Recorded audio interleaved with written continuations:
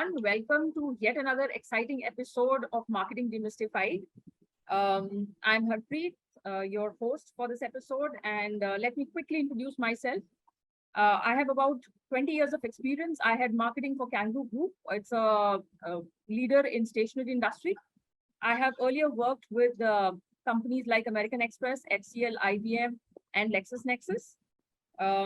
On this initiative, we are trying to bring together experts in marketing from both industry and academia to share and discuss their concepts and their experiences on various nuances of marketing, just for the benefit of marketeers. The initiative is by the marketeers, for the marketeers, and of the marketeers. And in this initiative, I'm joined by Vikesh Dhyani. So Vikesh, I'll request you to introduce yourself. Thank you, Harpreet. Hello, everyone. I'm Vikesh Dhyani, co-founder and publisher of Oakbridge Publishing. I have spent about 24 years in publishing and information solutions industry. I've worked with organizations like Tata McGraw-Hill, it's known as McGraw-Hill Education now, Pearson Education, and LexisNexis. I have worked across different roles in sales and marketing throughout my career. Thank you so much. Request Sanjeev ji to introduce himself. Hi, everyone. I'm Dr. Sanjeev Kumar.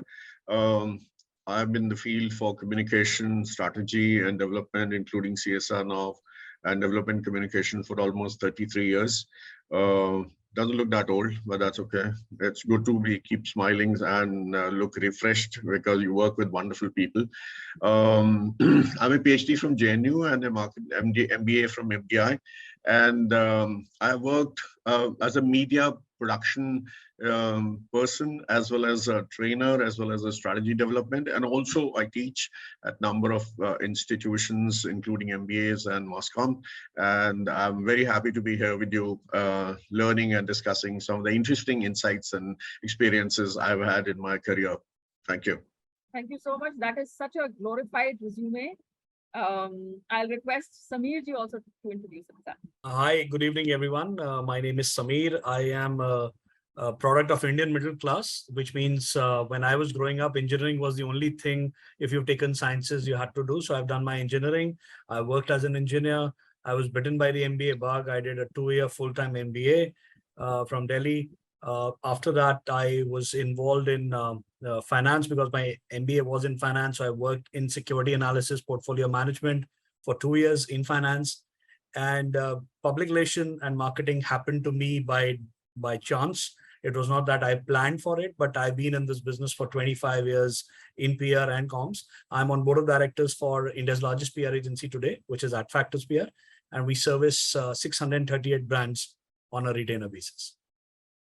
Oh, when Samir said Indian middle class, I thought he was going to introduce IMC, Integrated Marketing Communication. Well, I think about that middle class bug biting the middle class students about taking up engineering. I think that's a story of 80s and 90s. Almost everybody had that issue. Even I'm an engineer by educational background. But but if you were to ask me to identify a neutral from a live wire, so it's difficult. That's right. Great. So I think thank you so much. We'll start the discussion.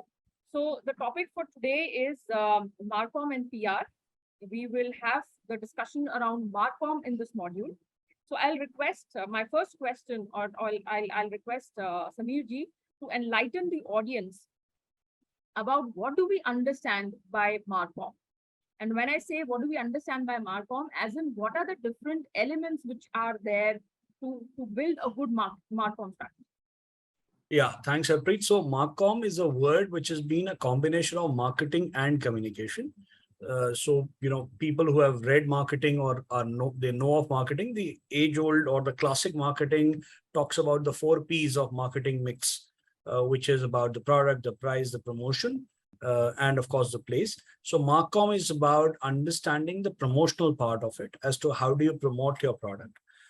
Finally, it is a culmination or a combination of multiple activities that marketers use in order to market their product to the what we call it as the target audience, which is also called customers or target group. The names can change. Ultimately, you have to reach out to a particular set of audience. Now that audience changes depending on what you are marketing, by which I mean there is a concept called B2C, which are directly taking the brands to the customers, which people like you and me consume, which is all across. But there are a lot of brands which are primarily into B2B, which is business to business. And that business primarily is about not making sure that you have advertising going on, but you still need certain form of comms to reach out to that target audience. Now, the second part of the question that you asked as to what are the tools that they use. So they have plethora of tools under their arsenals to make sure that they take that thing to the desired TG. The biggest one that we all know is advertising, something that we have seen all across. The subset of that in marketing that has now emerged is called public relation, where you try and make sure that you build a positive image about your brand. There are other marketing, which is called direct marketing, email marketing, online marketing, and other elements that now get involved into this. And as you see, the more and more mediums start emerging in the landscape, you will see marketing changing, which primarily means, there is something called the e-commerce, which has evolved, and hence e-com marketing appeared. Then there is something called C-commerce, which is conversation marketing that started moving in. Most of us are using it. We don't realize that, which is on Instagram and others. When you are going through your timelines, you see a product, you like it. There are now platforms that will allow you to buy a product on the Insta itself or on that platform itself. So those are the things that Marcom primarily defines.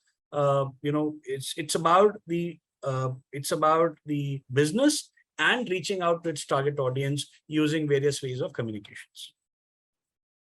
Sorry for a long winding answer, but I just wanted to explain it. No, I think very well explained. And when you spoke about elements, it could be advertising, it could be PR, right? It could also be branding. Absolutely. It could be your brand colors. It could be how you do your packing. Absolutely. Absolutely. You rightly said that there are 4 P's, right? How you want to communicate anything about your product. Now, it could be the messaging which you take care of on the product packing. It could be the way you are doing your product packing. It could be what you are trying to communicate on the advertising. I'm just trying to understand and just trying to summarize also what you explained. It could be as simple as who is the brand ambassador which you have chosen. That's right. Right. So, also what you just said, Harpreet, is there is a process in which branding happens. Before finally you move to the final brand, there are stages in which the branding takes place. So by which I mean that overall the branding happens in a manner in which there is something called an identity of a brand that gets created. And basis and something that you talked about is the identity, which is the feature, the centrality, the stability, the distinguishability.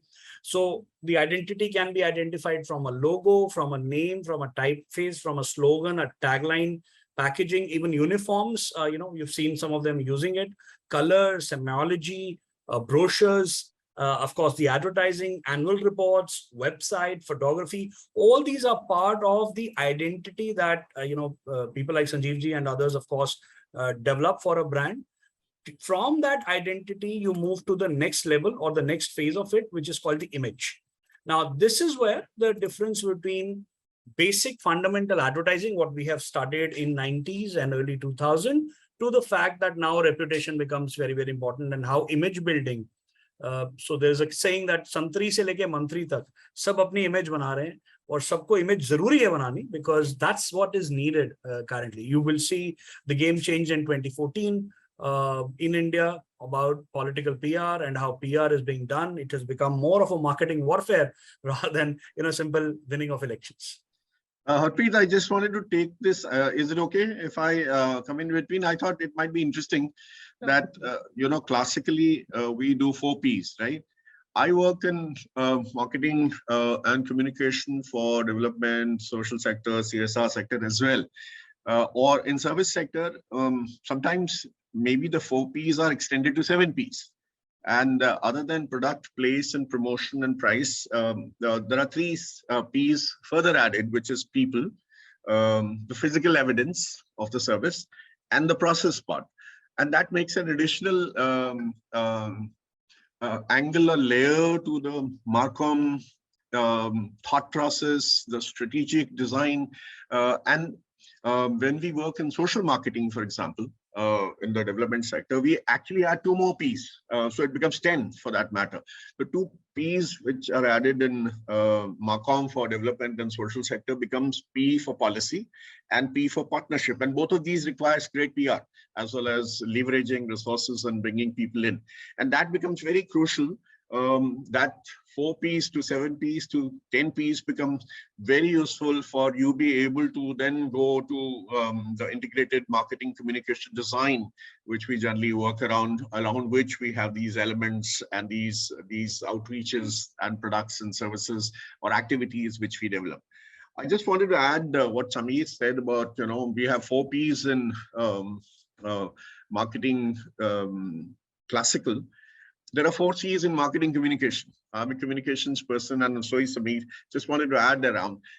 From a marketing communication perspective, we see 4 C's, which is kind of evolution of what the 4 P's classically are. I'm just adding it for the friends who are, startups or SMEs, and plus who want to kind of take things forward for their business as well as for their efficiencies and efficacies with smaller budgets maybe. The first C within that is consumer. Look at how you call it client, you call it consumer, you call it buyer, you call it user, or you call it audience or TG, target groups. We always start from there before we get into any other messaging or branding, or look at what the consumer is. And that requires a lot of marketing research. Marcom is a large part of it is also marketing research. Second part is, of course, communication. The second C is communication. And this is where the large part of PR or Marcom comes into the picture. And that is the reason why communication is not just about products. It's not just about output. It's just about engagement. How do you align yourself with the vision? How do you align yourself with the overall Marcom strategy, or maybe a short-term or a long-term vision? And also in terms of how do you position or reposition yourself in comparison to your competitor? And also helps you to take things forward, differentiate yourself, creates that value, and also takes you ahead. So why will your story will be selling to the consumer better than somebody else's? The third C, generally, if I may add, is convenience. A lot of people in communication look for whether it's convenient for me. Can I access that easily? Does the service come to me easily? Does this help me in my work, which takes it forward to more easier, efficacious solutions? The last but not, of course, is cost. We used to say when we develop messages in Marcom, it has to touch 3 things, which is the head and the heart and the pocket. And if it is touching your head and heart and your pocket, it is a winner. And that's where your win-win stories comes in. So I think I just wanted to extend that a little bit of a thing which people might come across to see that how this extension kind of helps you to further design or sharpen or chisel your Marcom strategy to make things much more better. Thank you. Sure, thank you so much. I think that was a very valid elaboration on what Sameerji just said. Now, if I were to take a step back, normally both Sameerji and Sameerji, what we have seen is normally people associate Marcom with not all these things. Although Marcom is, like you said, it is how the brand vision translates into branding, packing, even your email signature, as small as your email signature, the brand color, the brand logo. There are everything associated with marketing. Marketing is essentially communicating your brand message, right? So everything in marketing, even if you walk in a lifestyle, or let's say you walk in Fabindia store, the way that store smells, or the fragrance in that store, that is also kind of communicating the message of the brand. But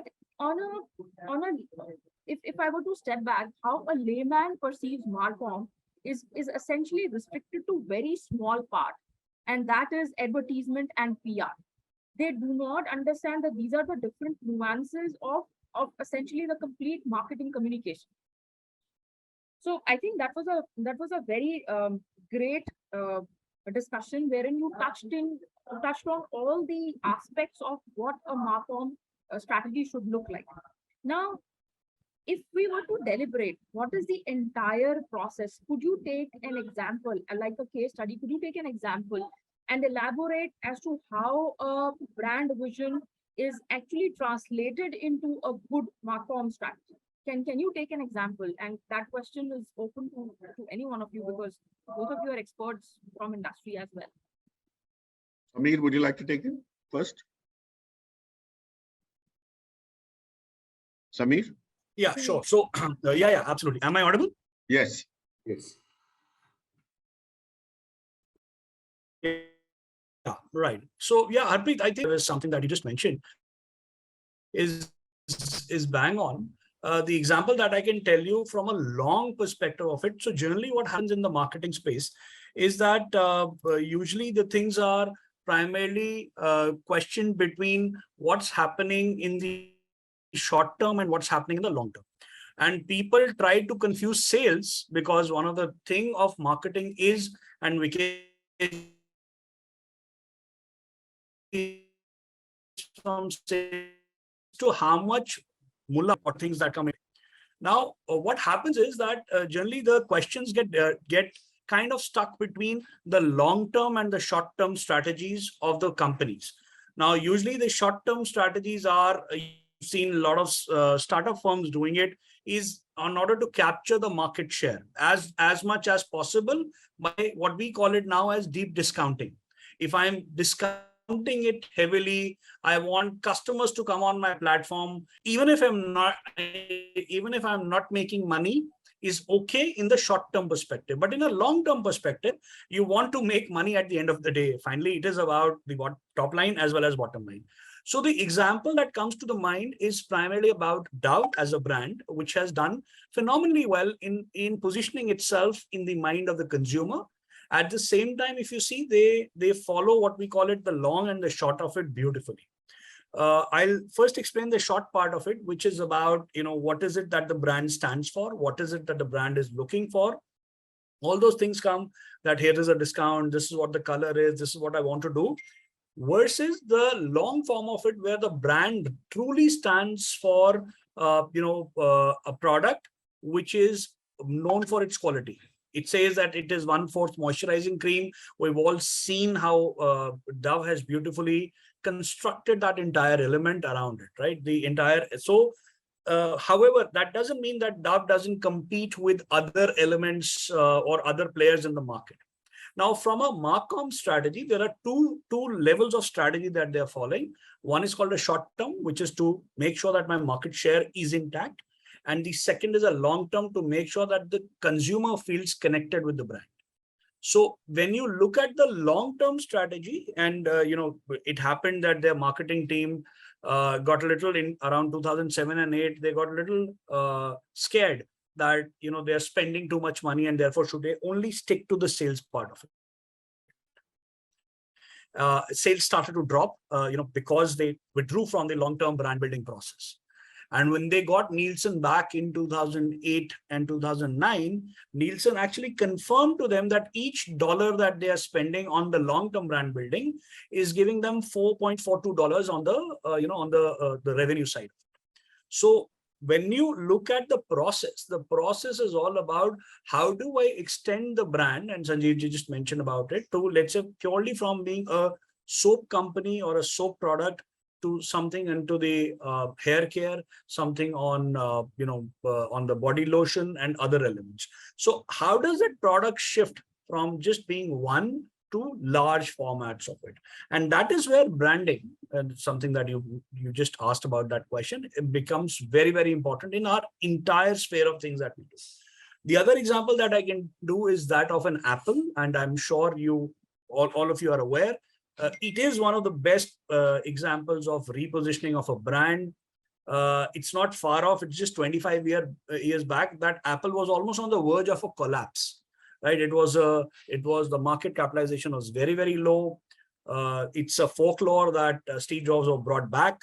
and he came out with a brilliant advertising on this entire thing of something called Think Different, right? And if you look at it, while I spoke about market share, but Apple's entire strategy was never about market share. It was always about making sure that I capture the wallet share, which means I capture the profitability part of it. So if you look at Apple's strategy, Apple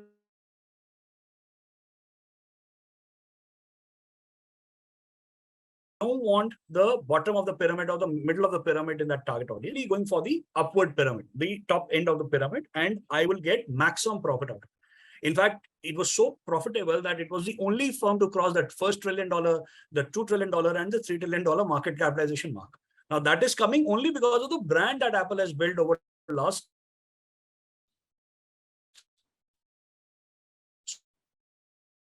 so many years, right? And in Apple's market capitalization, one company market capitalization is equivalent to India's GDP.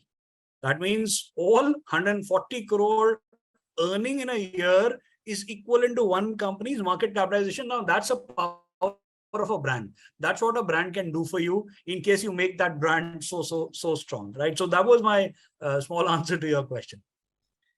If I may add a little, Harpreet, I want to give two small examples which might kind of also illustrate the points we are trying to work around. I remember Airtel, long time back. Many of the people current probably won't even remember what was the brand logo or what does it look like before the current branding happened.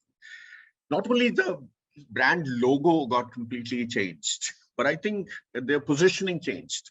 And I very distinctly remember, and a lot of people in today's generation would also remember the campaign or the whole Marcom, which they did was called Har Ek Friend Zaruri Hota Hai. You remember that one? I mean, remember that how distinctly different Marcom positioning they adopted along with the new logo and the whole paraphernalia of all the marketing elements which Samir mentioned about direct marketing, service marketing, digital marketing, offline, online. And I see another new campaign which is happening now, which is about how the poles which are hung up for services and the guys look at the insight essentially. How does it kind of conveys that what you're doing? So saying we are not only just helping you your offline business, but your online business. So it has expanded this engagement and this connect which they wanted to do. And maybe it's a little leap what they are doing around. Maybe 5G is happening. Maybe there are a lot of new competition elements are just about to come. So I'm just trying to illustrate how interestingly Marcom and Marcom Insights, especially with market research and also looking at the competitor analysis, gives you that value proposition or USP, which then takes you forward. I want to give another counter example where I worked in a development large-scale communication campaign in 3 phases. But interestingly, it's on condoms. I used to work for a development agency which wanted to promote the use of condoms during HIV days, and in early 2000 to 2005 to 2010, I was with the National AIDS Control Organization and later with Hindustan Latex Family Planning Promotion Trust, and we had a consortium of social marketing agencies. Now, it was not a particular brand which we were trying to promote. We were trying to promote a category. And that's a very interesting Marcom strategy, which I remember very distinctly, that how do we actually get people to use any condom for safe sex, for example? I mean, obviously, it has other benefits in family planning and STDs and things like that. So the whole campaign or the Marcom insight which was developed was that actually a lot of individual campaigns were focusing on reduction of pleasure or timing or disposal and probably the liking and disliking. The research actually told us that a large part of it, and that too was probably on the 4th number of findings, was that even speaking the word condom is a problem, right? Pleasure, cost, disposal, all that comes first. And every brand was playing around that. maybe with colors, maybe with flavors, maybe with, thinness and all that kind of stuff. But still, as a category, going and asking for a condom on a shop or otherwise, or even seeing with a condom was very embarrassing.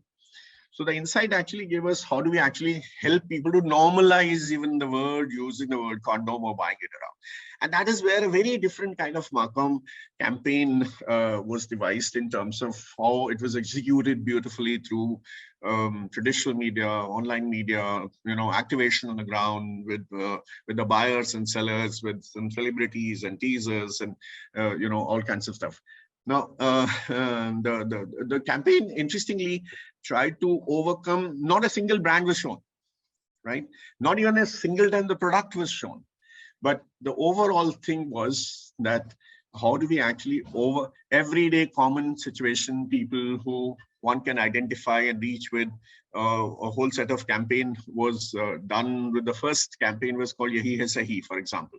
And later it was taken to a second notch where the campaign and the communication tagline shifted to Bindas Bol, which essentially means you don't have to be embarrassed or you don't have to be ashamed when you actually talk or even use the condom, any condom for that matter. The 3 phases of that particular Marcom campaign actually raised the category share to 21.3%. Believe you me, 21.3% as a category share. And it's a classical study in development communication when we actually go back around. It is even used in Harvard case studies for that matter. So I'm saying Marcom, whether it's a product or a service or even an idea, or for that matter, a social sector or a development sector product or service, it requires research. And that is one of the things which, of course, execution is critical. Of course, the different departments which get used coming along, whether it's strategy or marketing or corporate. The new extension I see nowadays is that when we CSR guys use Marcom, CSR, corporate social responsibility, is actually Marcom from that value proposition which you bring in. I work with several CSR organizations and they contribute hugely in terms of volume and value to the support which they give to CSR in different kinds of health or environment or girls' education or gender or nowadays climate for that matter. Now, CSR invariably, or actually speaking, is a Marcom strategy overall. There are a lot of studies which were in our academics, we were studying with our students plus our professionals, was that does the company's value or sales or imagery or PR actually get enhanced, and is that significant if they are doing what is called the good work, the social good? Also, yeah, Harpreet, also on that, just extending CSR, there are funds which are called the ESG funds, which will not invest in companies which are, let's say, working with fossil fuels. Or child labor, for example, matter. Yeah, for now, or child labor, yes. So similarly, if you see the new investments that are coming in the automobile space are all in the EV or cleaner fuel space, and you will rarely see a new bike or a new, four-wheeler in the ICE engine, the internal combustion engine space. And in a similar perspective, because he mentioned purely on category, if you recall in 97, 98, water as a category was something that was being positioned by, right from Eureka Forbes to others, which has now shifted towards air. The fact that Delhi has a very poor air quality, you have now air filters or air purifiers at home, and most of us have started using it because it has started percolating down. But now the need to have an air purifier at home is seeing a similar pattern in 1995, 97, when there was a need to have a water purifier at home. Today, 85-90% of again that middle class and upper class will have a water purifier at home, or it can be of various form. And that category has now shifted to a different form. Now they're saying you need to have a copper inside. Someone will say have a silver inside. There can be multiple other elements that are there. But first, the category needs to be there. So fintech, for example, is one category. EV is another category. Once the category acceptance happens in the consumer, that's when, the brand starts moving. It's a deep downing of the brand that comes in. So there is a category called BNPL, which is buy now, pay later. Now, once that category get accepted amongst millennials, Gen Zs, then various brands will come. Mine BNPL is better than yours. Those things will then come in later. But first, like Sanjeev ji said, it is important to create a category. And in case there is a category creation that has happened, let's say in the case of toothpaste, in case of soaps, in case of shampoos, then individual brand, of course, then talk about how my brand is better than the others. Or same thing what Sanjeev ji just talked about Hindustan Latex, and on the condom side, there is something called Do Boon Zindagi Ke, which was a very, very important campaign done by various governments on polio, because this part of the world was plagued by that element, and there were a lot of there was no awareness, there was no thought about what needs to be done. Specifically at the bottom of the pyramid, people were not even aware.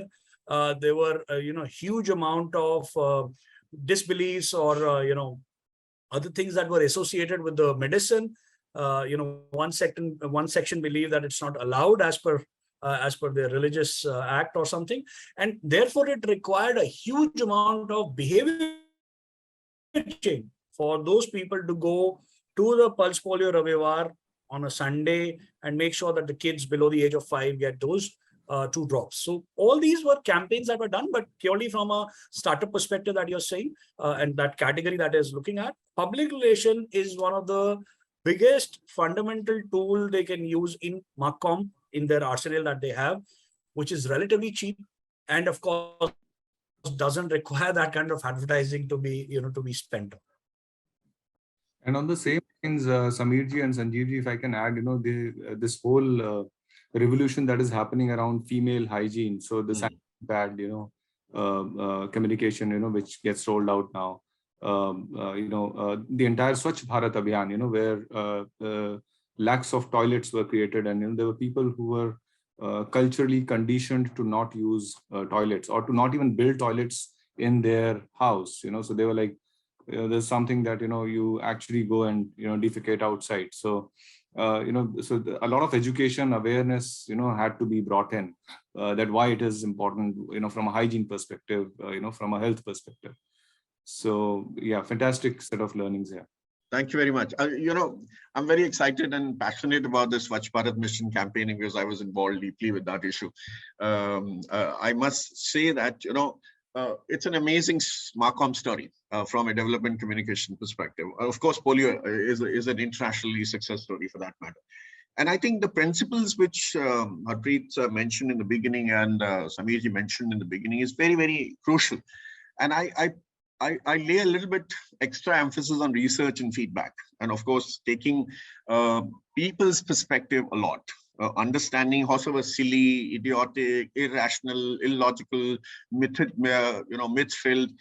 The more you learn, the more you listen, believe you me, the more, without being judgmental or without actually trying to respond and correct things, Marcom will succeed if you listen carefully. And that's one of the, I remember there was a campaign done by Nokia a long time back with Priyanka Chopra, for that matter. It was in a Diwali campaign, and I still use in my trainings quite often. The tagline was around that, what is the problem with most of the guys around? They don't listen. And she said, we listen. And then of course she goes on to, she's actually even hitting at the competitor, saying they don't listen, we listen, and that's why we have kind of brought this around. So I think it's very, very interesting. I just wanted to add one little thing, Harpreet, if I may. We may think marketing campaign as a campaign, products and services and, pamphlets and TV and radio and digital media and integrated media and online and offline kind of stuff. But let me just, for the sake of the viewers, kind of give me a little 2 pence on what I would like them to think about. A marketing campaign is not just about the collaterals. Of course, it's a branding exercise. It's a comprehensive exercise. But a marketing campaign is actually a strategy. marketing campaign is a Marcom strategy that promotes a specific company goal and consumer action. And that line I've used quite often because there are three parts to this involved. I'm sure some of you would agree on that. It's a strategy which promotes a goal, a company goal or an objective, and also moves towards an action. You know what we end up calling CTA, call to action. At the end of the day, you want people to adopt a behavior, take a service, buy a product, or change over to a new habit or behavior. And I think that's the reason why campaigns should not be seen in terms of purely in terms of design and execution and branding and integration. A campaign is a strategy. And that is why the alignment with the overall marketing vision, the company vision, the corporate goals, or whether it's a development sector goals, has to be seen from a larger perspective. And then see that what is my objective here? And then, of course, what is the CTA I'm trying to bring in? What is the call to action I'm trying to bring in? Whether it's buying or behavior, that's a different issue. Buying itself is a behavior. And I would recommend our viewers to actually go through one very interesting book I always recommend, which is called Biology. Buylogy. I'm sure Samir would have gone through that. It's a crazy, amazing book to look at why people buy and when people don't. And that gives you great insight into Marcom and PR, of course. The other interesting thing which, Vikesh, I want to bring to your notice, because that's a book. Seth Godin is a guru, right? I'm sure you have read very interesting books. I have two versions of one same book with different titles, and that amazes me to no end. The first version of the book was called All Marketeers Are Liars. Liars, yeah. You remember that? Yeah. And then he changed the 99% of the book is still the same, but the cover and the title is changed to All Marketers Tell Stories. Our storytellers, Yeah. So I think the viewers and your audience would be excited to understand. A lot of people think marketing is all liars. I mean, we are telling things, we are creating needs, we are creating desires, we are fanning के खरीदेंगे, buy करेंगे, जरूरत नहीं भी है, Eskimos को भी हम fridge बेचेंगे, types of, these myths which run around. But believe you me, I'm a storyteller. I'm a media production guy as well. So I realize the power of the storytelling. And nowadays, storytelling is a big deal, right? Everywhere across, from a marketing perspective, whether it's social marketing, whether it's digital marketing, whether it is offline marketing, storytelling is the most powerful tool which they end up using. Even PR, for that matter, uses a huge amount of storytelling. And I think we probably should have another full-fledged session on storytelling as a marketing tool. Even Bollywood is struggling on storytelling. look at how the biggies are just failing like nine pins around there. Maybe they have forgotten the art of finding the niche or probably understanding what stories should be told. So I think the other aspect of Marcom is storytelling. Campaign is not just isolated different things. Even just putting things together doesn't mean integration. Having all channels or all medias. I remember one of our student panels when they suggested we'll use 50% of money on hoarding, for example, right? Now there has to be a rationale. And now you would wonder whether that particular product or service deserves that kind of a sum. And that's where media planning and the exercise in terms of the buck for the money comes into the picture. So Marcom, when you say IMC or integrated marketing communication, does not just simply means using each and every 360-degree communication tool. It also means why are you using that particular tool to a larger degree or to a lesser degree, or to which target audience segment you are actually aligning it with.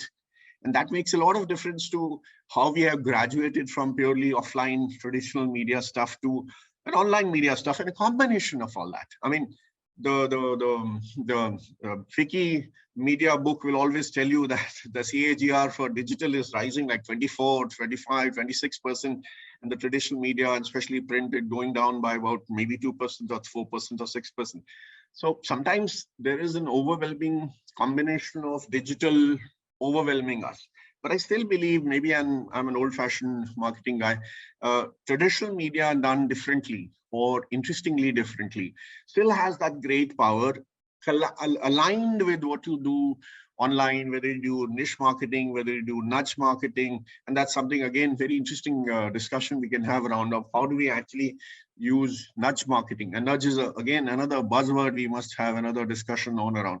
So I think Marcom is such an exciting topic. As I said, we can have huge, long discussions on that story. But last but not the least, I just wanted to mention that, I do not know whether we have moved beyond IDA, whether we are still stuck on IDA, or are there new ways to looking at attention, interest, desire, and action. That's another, I mean, I'm sure for the beginners, Samir will agree that this is the most basic marketing tool, or when we do identification and profiling, the VAL system which we use around to be able to do that. Understanding IDA with the C sometimes in between is a very interesting Marcom strategic tool, which our newer users, friends will find it interesting. When we say attention, A for IDA, attention, what does it really mean? How do we actually, are there different ways of storytelling or opening communication, or maybe phase 1, phase 2, phase 3? How do we design these things to be able to not only just grab the attention, also retain the attention? Because sometimes grabbing the attention is not difficult. But retaining and maintaining and then growing it is what becomes a challenge around. So I think from a Marcom strategy perspective, I think it'll be wise to keep in mind that just grabbing first set of attention does not necessarily mean success. That's just a blip. You might end up actually going into very deeply down if you do not continue or maintain or sustain or even kind of accelerate that interest by newer angles, newer stories, newer energies, newer engagements. So that, because by the time the competitor would have also, woken up. So if we do not keep that larger picture into mind, I think Marcom needs to be constantly on your toes to be able to fine tune and chisel to keep people's interest and buying behavior intact and probably growing. Yeah, and Vikesh and Arpreet, just for a final thing, before you move on to the next topic, I think if you look at marketing, you can divide it into 4 categories, smaller ones from your consumer's perspective. One is, of course, called the internal marketing, which is about making sure that your employees are also equally involved in whatever they are doing. And with social media advent, you've seen what has happened with the 2 startups, their CEOs using LinkedIn, talking about how many hours a person should be working. And both the CEOs have been kind of what we call it as a toxic culture, cancel culture. Everything has kind of emerged. So it's important for them to understand how to market internally as well. For startup, of course, it is an important thing. The second part, what Sanjeev ji just mentioned, is an integrated marketing, which is about making sure that all your comms, products, services, channels are all in sync depending on which one are you doing. The third is about relationship marketing, which is where PR comes into play. And of course, it's also having your customers, your channels, your partners, your distributors, all of them are equally important partners of yours. You can't win a war or marketing war if you don't have these guys with you. And the last one is the socially responsible marketing, or brands with purpose. There's a new words that are right now doing the rounds, but socially responsible is about about ethics, about environment, about legality, about community that you operate in. All those things are very important elements of marketing. So these are the summary of marketing, and that's sort. Of course, depending on which space that you are in, you need to focus that on. Before we end, I just want to, I know we need a break, but the last thing, I'm a measurement guy. I like metrics. If we do not have right metrics in place to determine what's your success metrics and how do you actually go about measuring that, is a critical factor, sometimes ignored, because all too long we are so engrossed into the energy and the enthusiasm and the turmoil of getting the campaign and the branding and the activation and the production and the distribution. So it's all encompassing. We sometimes forget the right kind of metrics. Marcom does require metrics. I mean, if you do not determine what creates success, purely, sometimes we go in for a purely normal kind of a matrix in simply in terms of, the buying behavior. But I think there is a layer of metrics which we need to keep on. Same in PR, for example. It's not just about how many insertions, how many press releases, or what kind of square centimeter space you have got, or what kind of quotes you have been able to get around.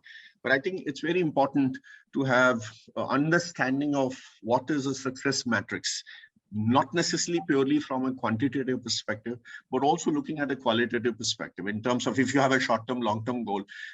Keep that mind in how a qualitative indicator or a qualitative change would also lead to a lot of value creation in the long run, which you can then have your ROIs and SORIs getting into.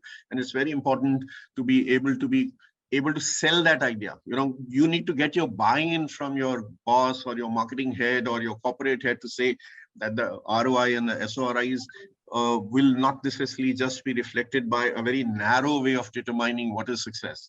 And I think that's another discussion we should probably have of what does this success matrix means, and why should we have a range and a layer of success matrix, which then allows us a right perspective and the right insight into what is happening and why are we on the track or why we are off track.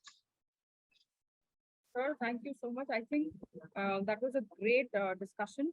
I will summarize so that we can move on to our next discussion, which is on PR. In this particular thing, I particularly like the example. So we spoke about, Samir spoke about marketing strategy of Dove. And then we touched upon Apple as a Marcom strategy, Airtel as a Marcom strategy. We looked at how category acceptance itself requires a lot of Marcom initiatives, whether it was condom as a category or ESG funds or EV or polio or air purifier as a category getting acceptance. Another important thing which we spoke about is behavioral change. So a lot of research needs to go into the entire discussion. So Sanjeev, we gave an example about Priyanka Chopra, the example of Airtel. So that behavioral change, and I think one bit, if I were to add, Marcom is a sense of everything. If you have a great product, if you have a great brand, but if you are not able to communicate to the end customer, to the channel partner, to your consumer, what does your brand stand for? What does the product do? What is the functional benefit? What is the emotional benefit? Then the entire effort of the organization, whether it is crores going into new product development, whether it is innovation happening, if you're not able to effectively communicate to the end consumer, then the entire effort is not going to yield results. We also spoke about, he was talking about that Marcom is not about a campaign. It is about a strategy which is into play. So how the goal of the organization or how the goal of the brand is translating into an action. And then we looked at how these goals should be tracked. And when he spoke about matrix, so to check whether the ROI is happening or not in the right direction. Another thing which was very important, which was touched upon, is Marcom is all about storytelling. Like you rightly said, so even I have read that book by Seth Godin, and he talks about that any brand should be consistent in telling its story. It should be consistency, it should be genuineness, because then only your end consumer is going to believe, and he's going to he's going to follow that framework. And I think the next step of IDA is when you start repeating that entire cycle, so that consumer loyalty comes into play. Yeah. So I think that was a great discussion on, and like both of you said, this cannot be summarized in 30 minutes. Maybe we'll need a separate session of 1 hour for this. Vikesh, you want to add anything? No, I think our wonderful speakers have, kind of covered a lot. I'm actually wondering that, we've gone overboard in this episode itself. But I think a great set of learnings and examples, both from the commercial product side as well as the development social, sectors, which I think will add a lot of value to our viewers and listeners. Right. Yeah. So thank you so much. Sorry, I was going to say that there were more questions. While you both of them were speaking, there were at least 5 or 6 questions more which I wanted to ask, but because of lack of time, I think we will have to do a hard stop here. And then we will do the discussion on PR then. Yeah, Thank and you very as you much. rightly said, Arpreet, I think we can do another episode on Marcom, sometime later, where those additional questions could be addressed. So, All right. Thank you very much. I enjoyed the discussion, and thank you, Samir, for wonderful insights. Thank you, sir, sir. thank you so much. Likewise. Thank you. So, Thank you. Thanks a lot. thank you. Thanks. Thank you for watching part 1 of the 7th episode of Marketing Demystified on marketing communications. In this episode, we have looked at different aspects of Marcom. First of all, what is Marcom? What are the different elements of Marcom? What are the 4 C's which are very important for any Marcom strategy, which is consumer, cost, content, and your convenience or the way of communication. And then we also looked at why marketing research is a very important element which is going to define Marcom as a strategy. We looked at different examples of what brands have done of public health campaigns which have gone viral because of the right Marcom strategy. In case you like the content, please do like, share and comment for better reach and for benefit of wider audience, and stay tuned with us at Marketing Demystified. Thank you.